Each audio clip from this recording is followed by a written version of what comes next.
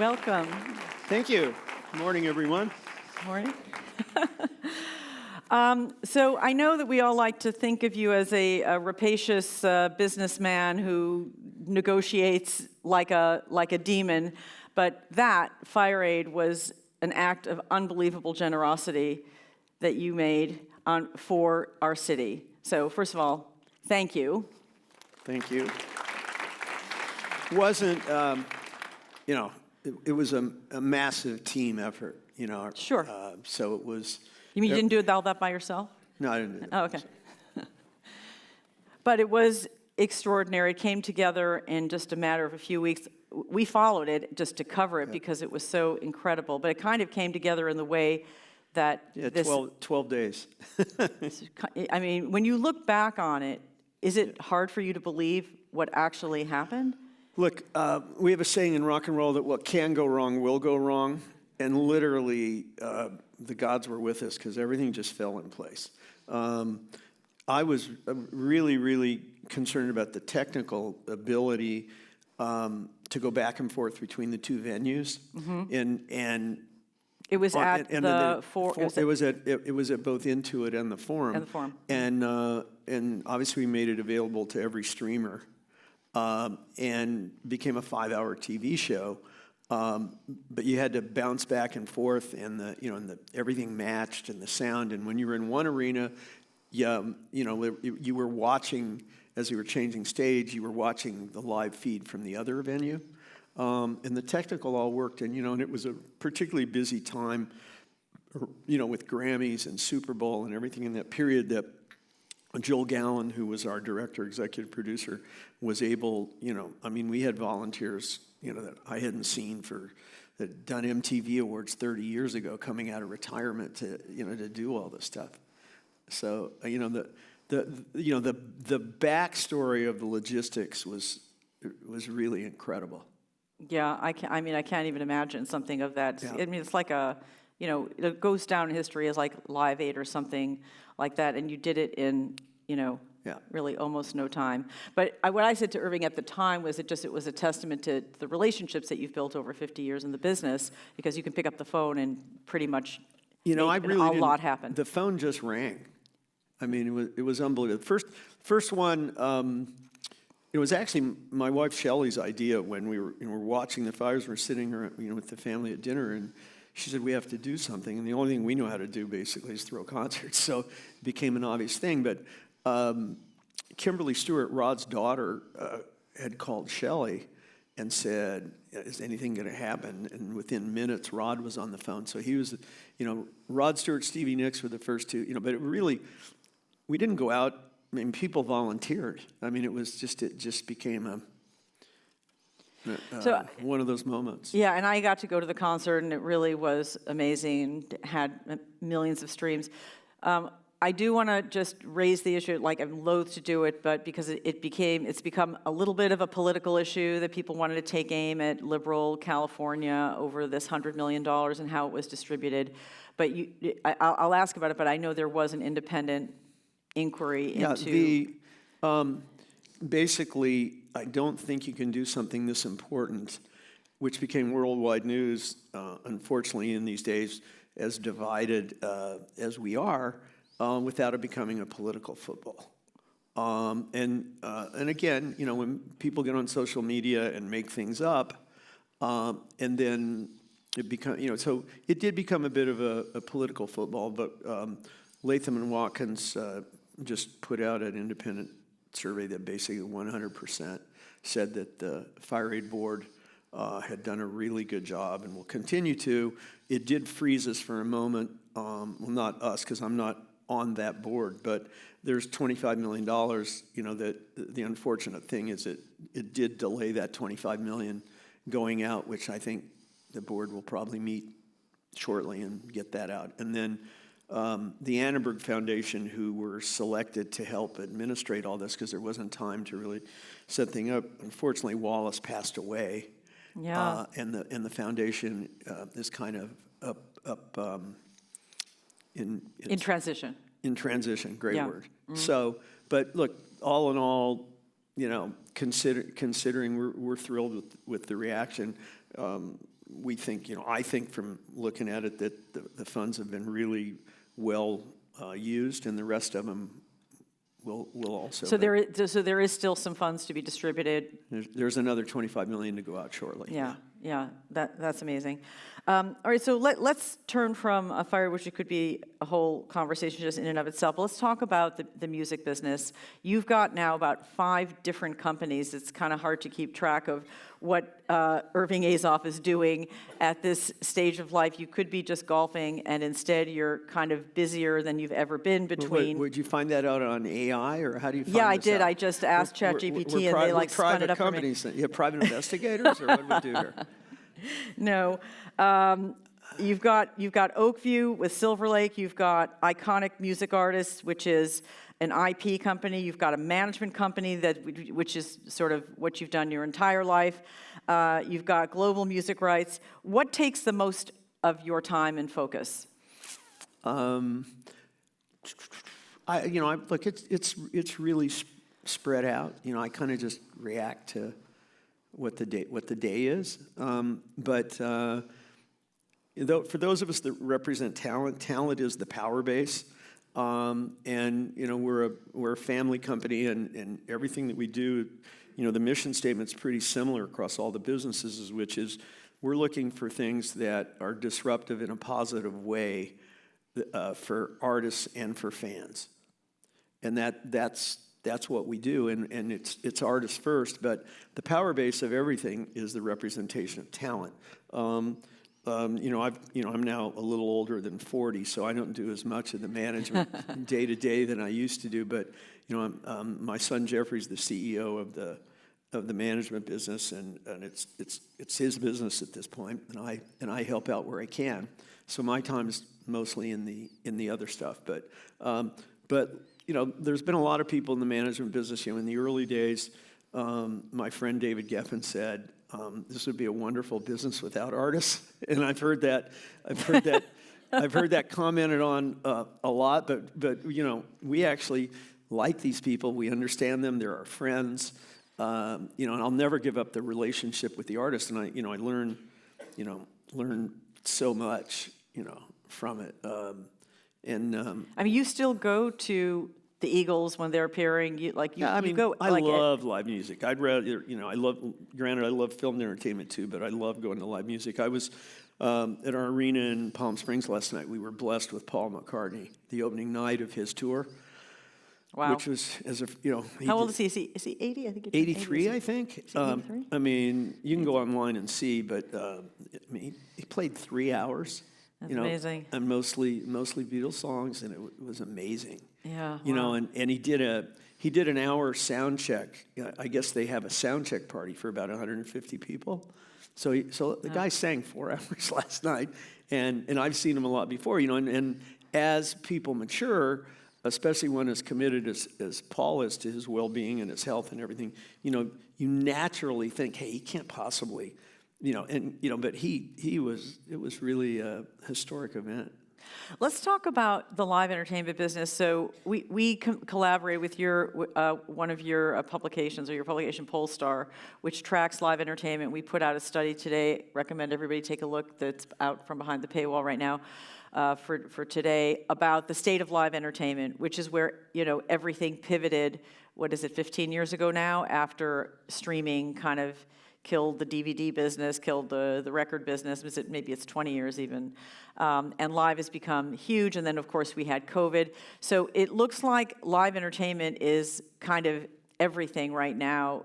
It had a huge year last year. It's having not as good a year this year. What's your take on that part of the business? Here's generally my take on and by the way, you should all look at this report. Sharon and her staff did an amazing job. Yeah, my team, the team. I had nothing to do with it. They did great. We provided them, with our data and what they came up with. I read it, and I found it incredibly helpful for what's going on. But for some takeaways, yes, live has never been more important. But you have things out there in addition to music like UFC and PBR and WWE, and I think there'll be a big upswing in family shows. There's talk of a Barbie family show. There's talk of Demon Slayers. People want to go, I don't think it's just post-pandemic. People want to go out. They want to go to live events. My takeaways from like what that you won't read in that live report, you can't get insurance anymore at outdoor concerts. Really? Yeah, because there's been so many weather-related things going on. So if I were looking for a trend, that may force, kind of talks better for indoor, for arenas, theaters, clubs.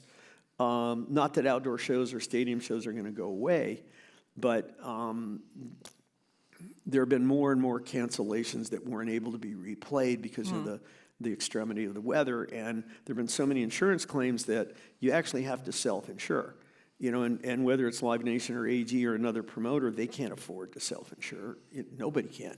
So you're really, it's for the first time as somebody that, if you represent talent or you're somewhere in the live side of the business, you have to be concerned about what's going to happen if we get washed out.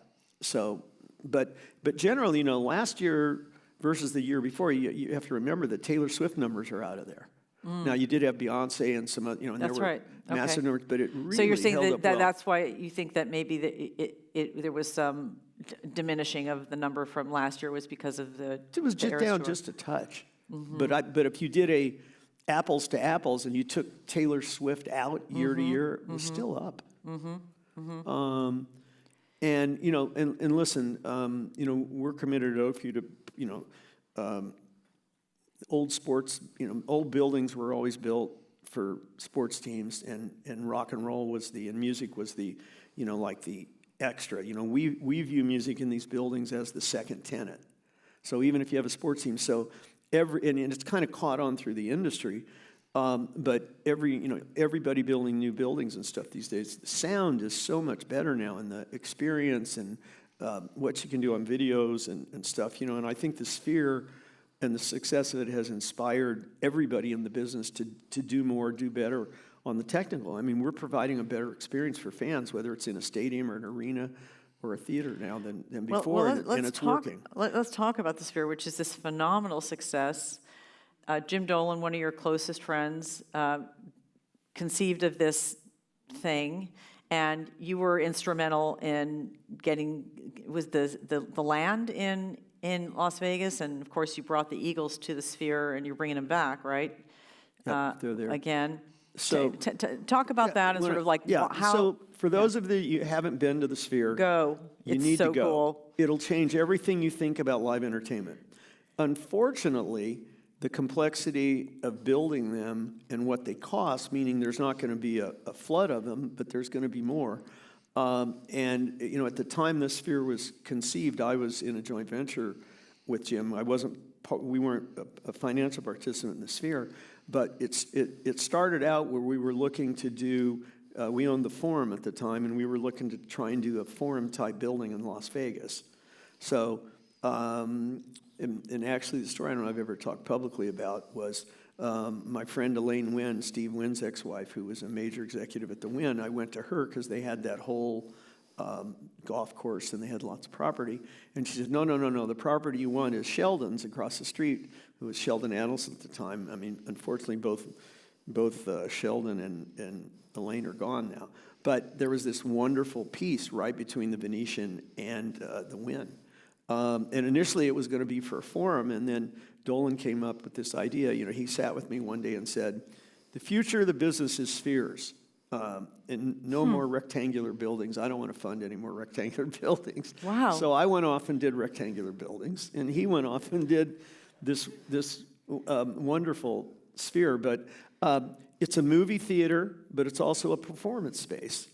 Can we just ask how many people have been to the Sphere? Raise your hand if you've been. Oh, not that. Oh, yeah, fair amount, about half. A lot. Yeah. It's really cool, right? Yeah. Wizard of Oz is an amazing experience. It's performing, unbelievably. Well, initially we were seeing it was like $2 million a week, which seems insane. I wonder what the CEO of Regal Theaters, who's going to be here a little later, would think of that, to do just one venue to produce that. I don't know what's in the public reporting on what the reporting is grosses and stuff, but $2 million a week is way low. Low? Oh, yeah. What's it really doing? I don't know specifically, and again, public company, I'm not going to guess. I don't want anybody taking investment advice here. But look, it opened with U2. It was nobody other than U2, who happens to be our client, probably could have pulled off what they pulled off. They have been the leader of over 40 years of how to creatively do something different every time and mount a tour. So that was the perfect send-off. And Jim had made this very expensive, wonderful film, Postcards from Earth, that became like the demo for the Sphere that has now been replaced. Not that he won't run that again, but every act that's played there, we filmed with his big sky cameras. So we don't screen it a lot, but I think 3, 4, 5 showings a week we do the U2, a cut down version of U2's performance at the Sphere. And Edge said to me, So it's full every night. I mean, you can. There's events. You're programming every night. Yeah, I mean, even while the Eagles programming. are there this weekend, there's an 11 and a 2 o'clock Wizard of Oz, and then the Eagles show at night. I mean, the way you can just move things in and out. But Edge said to me, this is really unbelievable. It's the first time I've ever attended a U2 concert and gotten to see myself play. But you actually can, if you go to the U2 film, it's virtually like being at the concert. So, and then the next film that'll come out, I guess, will be Dead and Company. So Yeah. we'll have that, but there'll be music films. But I want to talk about the Wizard of Oz for a minute because there's a lot of film people in the room. I would imagine, so this has been wildly successful. There were people who were kind of poking holes at it before it opened, and then it opened, and it's been a huge success. I would imagine, and I know you can't speak for Jim Dolan, although I think you guys talk like every day, but that studios are lining up to try to look in their vault and see what other films might qualify for an experience like that. Yeah, here's what you really need to know about Sphere. So there's a thing called Sphere Studios out in Burbank, right near the Warner Studios. Jim built a mini Sphere, and that's where they curate and they make these films and do that. So look, it's not you're not nobody's he to keep basic.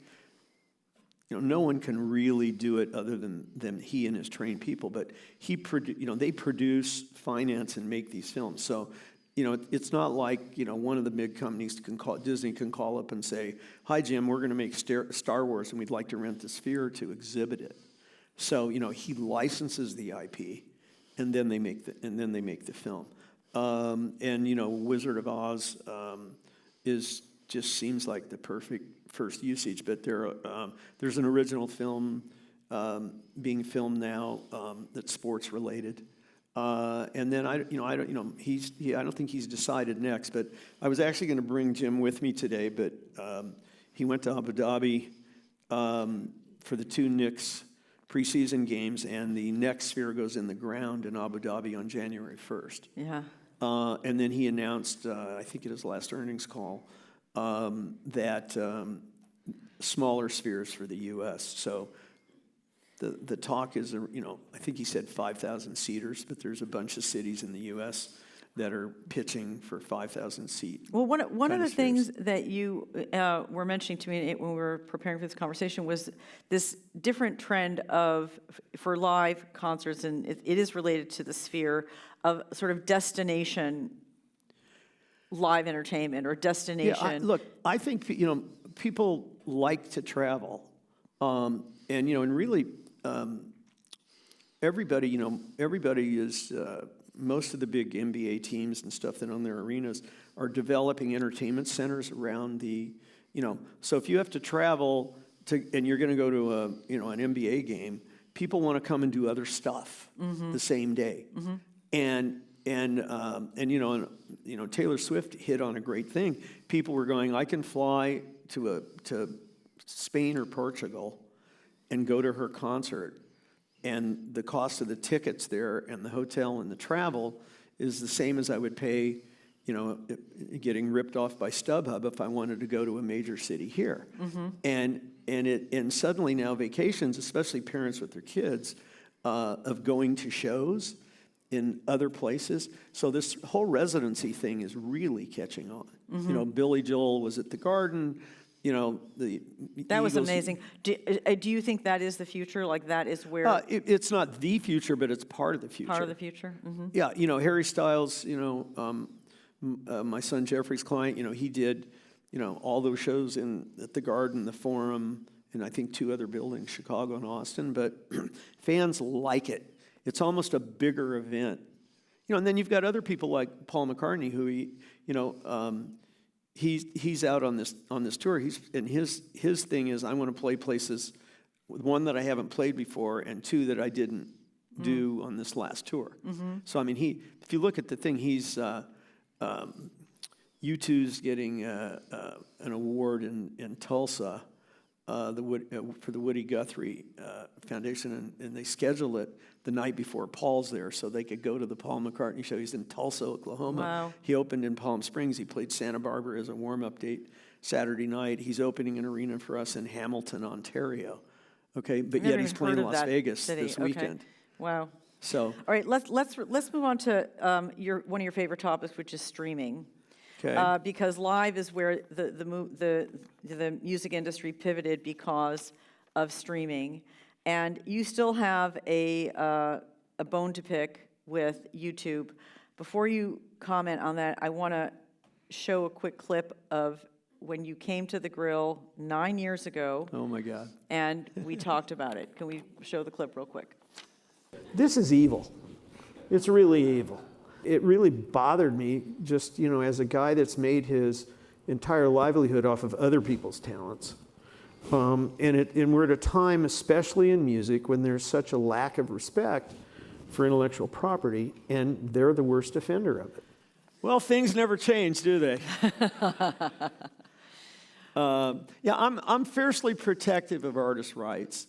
And I, YouTube is by far the worst offender. I'm really not fond when companies take advantage of creators, but YouTube has, in my opinion, invented new words of the way to bully people.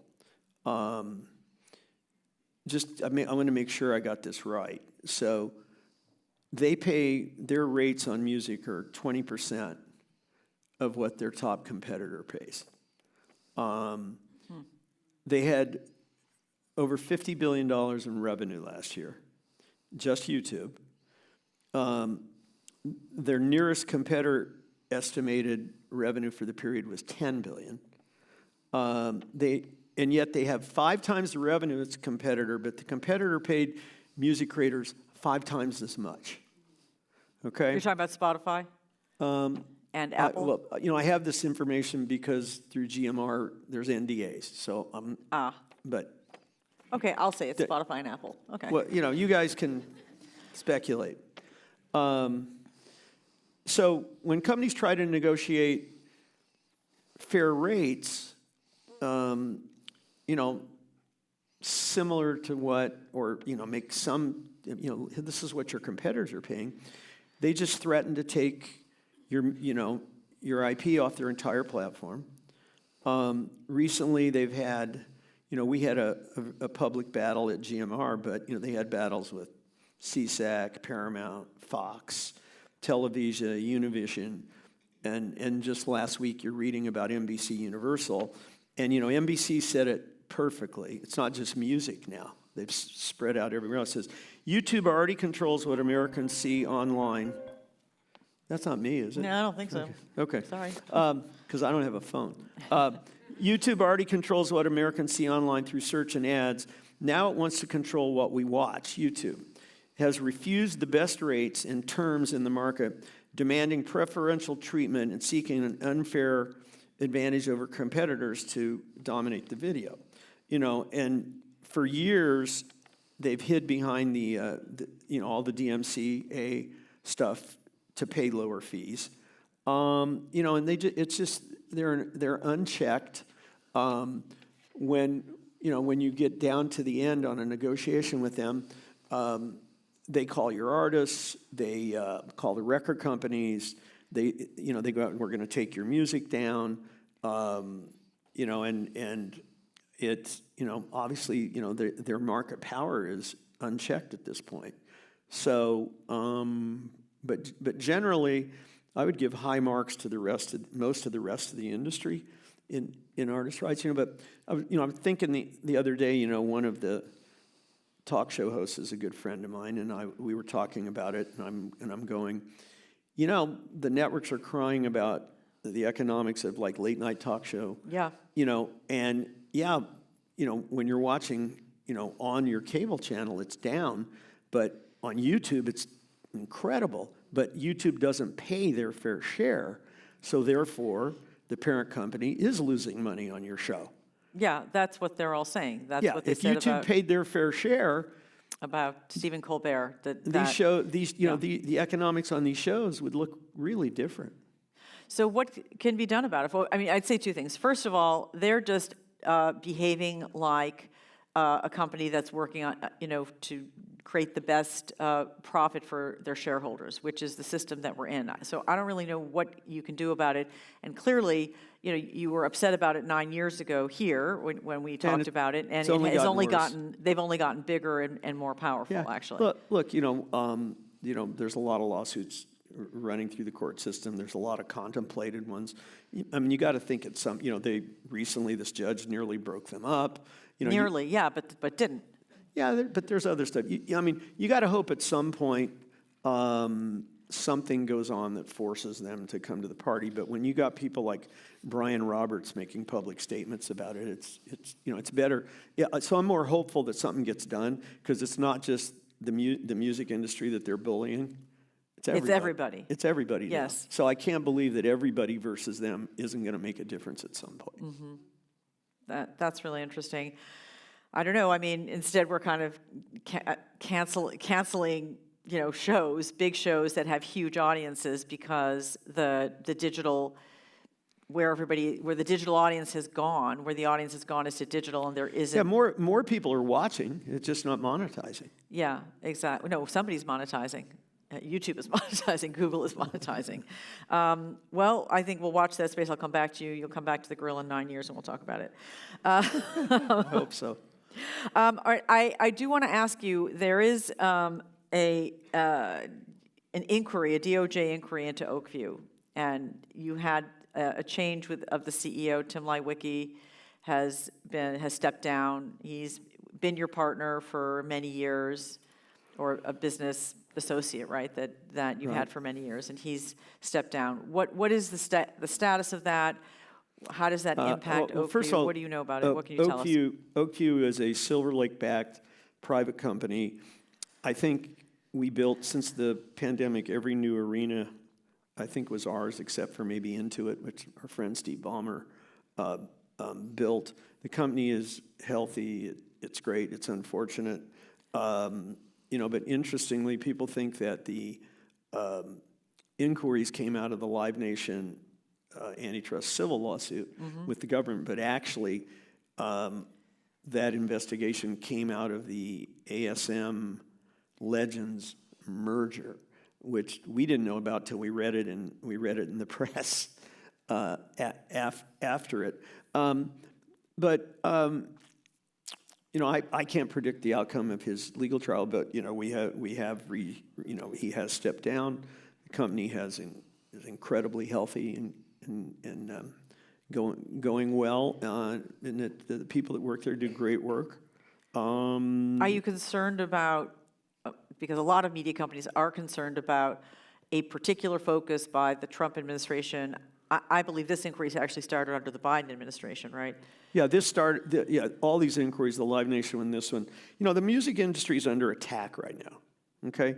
And what do you mean by that? Well, you got 40-some states suing Live Nation, the Fed suing Live Nation, the Federal Trade Commission suing Live Nation. Yeah, but it's not just it's not a punitive thing. We don't like Live Nation. It has to do with the amount of control that Live Nation has. It goes all into ticketing. And and I think that that what they're failing to do is rein in the secondary, StubHub went public, and I'm happy to report their stock went in the toilet recently. But, we can't even get legislation. These secondary people have done an incredible job of lobbying to make all the rest of us out to be the criminals. When the reality fact, what goes on when the bots get a hold of the tickets and they end up, these people. There's a rumor that Harry Styles is going to be at the Sphere. Totally untrue. The StubHubs of the world go out and start taking deposits, for tickets. Then, we have to make a statement that he's not playing. They take it. We can't even get legislation passed anywhere to allow, to take down these pre-listings. These people list tickets they don't even have, forgetting the prices and how it goes on. I think that the real problem, and this is, they're going to have to regulate the secondary. And the sports teams are worried if you regulate concert tickets, that then they're going to regulate sports tickets. So basically the real issue here, I think, is secondary ticketing. Look, it's really convenient to be able to get your ticket. There have to be caps. Like when we do platinum on Ticketmaster on all our stuff, we don't allow it just to float way up. We put a top price limit on it. Responsible limit. But, the demand for music is, live music especially, and recorded music has never been greater. And the great thing is you can have, acts that you can happen really quickly. I remember last year I saw Tate McRae at the Greek, right? And now it's 4 or 5 days at the Forum. I mean, the great thing about the way music is distributed and the way the world has an appetite for this now, is that we're creating new young superstars overnight.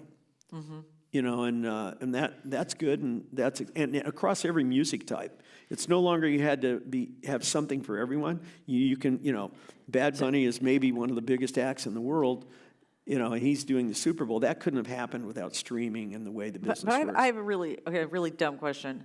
This issue of scalping tickets, secondary markets, has been around for decades now, right? Yes. So how is it possible that if, say, Europe has solved it, you can go buy a ticket to a Taylor Swift concert in Spain for a reasonable amount of money? They've figured it out. How is it possible that we haven't figured it out in this country? Because the money's not going to the artist, and I'm sure that annoys you too. Oh, no, it's not. Great. Look, the only thing we can do under current legal restrictions is to price the tickets right? So that's why ticket prices have gone up, and yes, artists have benefited, and to use platinum, so on the music side, I would say that the secondary, there's less room for them, and we need to continue to squeeze them and pray for legislation at some point. Praying, that's the good strategy. Yeah. We're trying that with guns too. That's working. Last question before I let you go. How optimistic, pessimistic are you about the music business as a business, considering everything we've been through, the YouTube of it all, the live of it all? Look, I've always been very optimistic that the music business is going to grow, and it has for the entire time I've been in, but it feels like music is more important than ever, whether you're consuming it, at home or on headphones or wherever, and then it's translating in the live. Streaming has turned out to be an amazing boon, for the live business, and it's allowed more people to reach their audiences. And, there's always the little trends up and down, but, it feels like smooth sailing, when one of the big problems, we have two big problems you have to worry about. Outdoors, we can't insure shows, and how do we stop the scalpers? Things could be a lot worse. Amazing. It's great times for music. That's great. Irving, thank you so much for joining us. Thank you, Sharon. It's always what a fun nice to come. conversation.